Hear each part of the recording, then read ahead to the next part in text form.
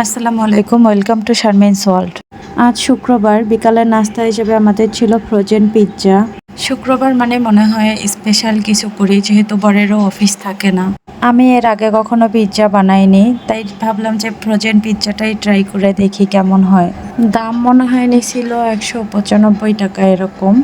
প্রথমে প্যাকেটের গায়ে লেখা নির্দেশনাবলী পড়ে নিছিলাম। ওখানে লেখা ছিল ওভেনে বানাইতে হবে, কিন্তু যেহেতু আমার ওভেন ছিল না, আমি ফ্রাই প্যানে বানাই নিছিলাম। প্যাকেটের উপরে ছবি দেখে ভাবছিলাম পিৎজাটা অনেক মজা হবে, কিন্তু খোলার পর দেখি ভিতরে সেরকম কিছু দেয়া নাই, শুধু কয়েকটা ক্যাপসিকাম আর মাংস আর চিজ দেয়া।